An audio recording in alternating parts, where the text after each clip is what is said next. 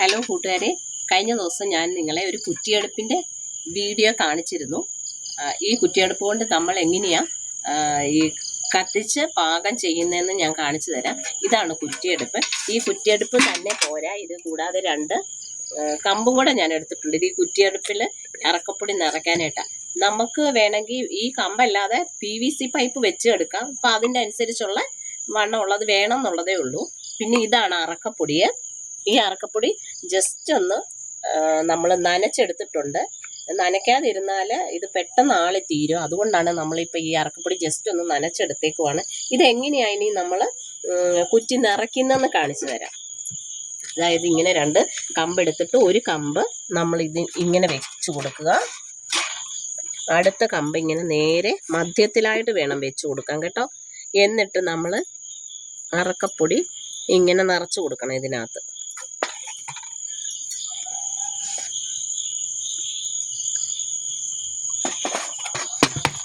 ചേട്ടായും കൂടെ എന്നെ ഹെൽപ്പ് ചെയ്യുന്നുണ്ട്.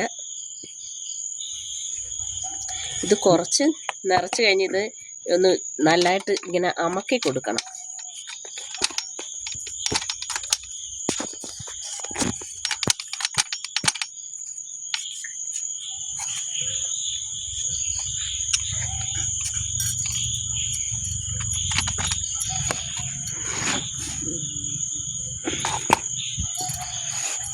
ഇങ്ങനെയാണിത് നിറയ്ക്കുന്നത് കേട്ടോ. ഇത് 2 കൈ കൊണ്ട് നമ്മൾ ഇടിച്ചുറപ്പിക്കണം. ഇത്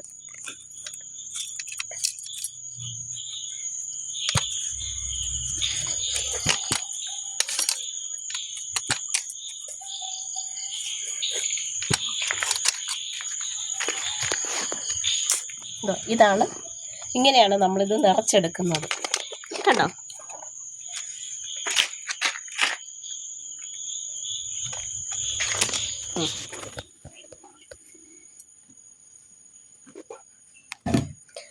ഹലോ കൂട്ടുകാരെ, ഇപ്പോൾ ഇത് കണ്ടോ, ഇത് കത്തുന്നത് കണ്ടോ. ഇതിപ്പോൾ ഞാൻ വീഡിയോയ്ക്ക് വേണ്ടി മാത്രം ഞാൻ ഡൈനിങ്ങിൽ കൊണ്ട് വെച്ചെന്നേ ഉള്ളൂ. ഇങ്ങനെയാണ് ഇത് കത്തിക്കുന്നത്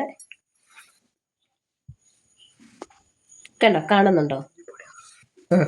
ഇതിനകത്ത് കുഞ്ഞ് ചെറിയ പൊടിവിറക് ആദ്യം ഇട്ടിട്ട് മണ്ണെണ്ണയോ ഡീസലോ എന്തെങ്കിലും ഒഴിച്ചിട്ട് വേണം നമ്മളിത് കത്തിച്ചു കൊടുക്കാനായിട്ട്. ഇങ്ങനെയാണ് ഇത് കത്തിക്കുന്നത്.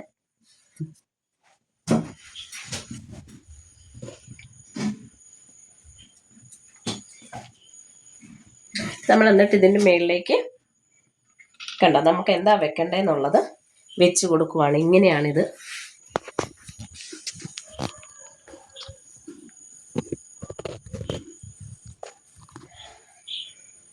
ഹലോ കൂട്ടുകാരെ, ഇപ്പം കണ്ടോ, ഇതിപ്പോൾ ഇങ്ങനെയാണ് നമ്മൾ ഇത് കത്തിച്ചെടുക്കുന്നത്.